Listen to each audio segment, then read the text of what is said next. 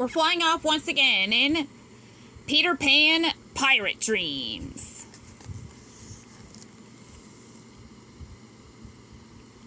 Late one night, high above the city of London, a figure dressed in green soared across the starry sky. It was Peter Pan. Along with him flew his trusted friend, a small pixie named Tinker Bell. Together, Peter and Tinker Bell landed just outside the Darling family's nursery window. Inside, Wendy, John, and Michael were fast asleep. Peter sneaked in without a sound and began to look for his shadow. He had left it behind the last time he had come to visit the nursery, and he had to get it back.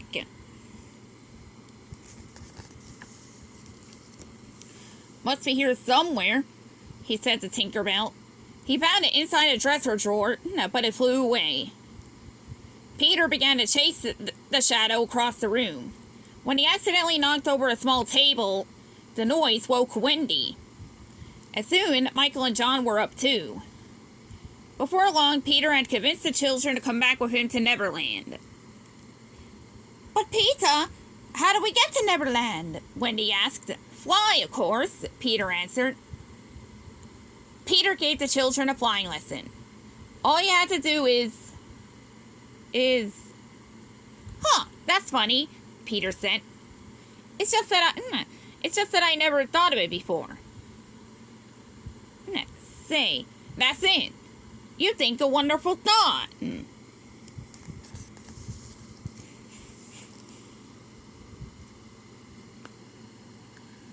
Tinker Bell sprinkled pixie dust over them. In no time at all, the children were flying through the nursery window and out into the night sky. Peter Pan led the way around Big Ben, the giant clock tower of London. Then they headed for the second star to the right and straight on until morning. At last, they looked down from the air to see a beautiful island. "Oh, look, there's Captain Hook and the pirates!" cried Michael, pointing down below. Sure enough, Michael had spotted Captain Hook's ship.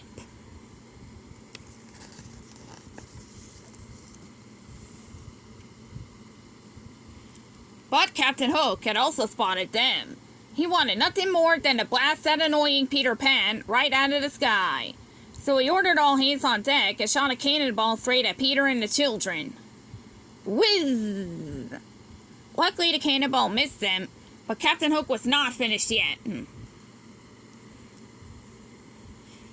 Let's see. He got ready to fire another shot. Peter Pan stayed behind to draw Hook's fire, while Tinker Bell led the children down to the island. But Tinker Bell was flying so fast, the children could not keep up.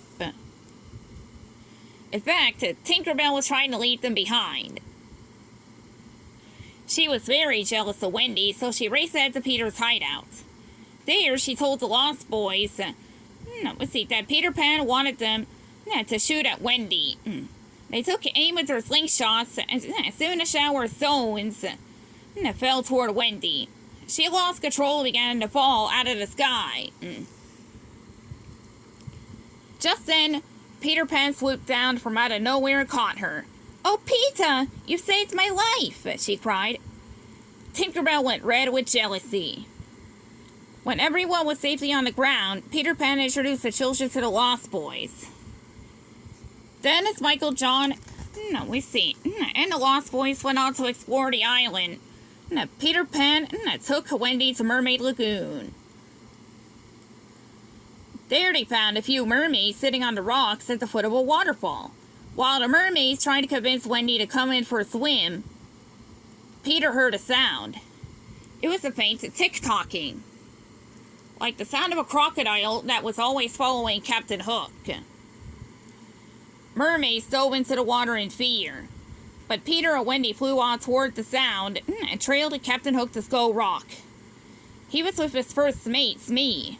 They had kidnapped the native princess, Tiger Lily.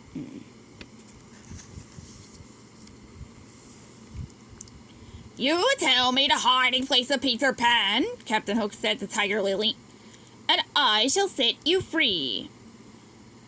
But Tiger Lily refused to reveal the secret. Peter Pan had to save her. Otherwise, Hook would leave her tied up in the watery cave.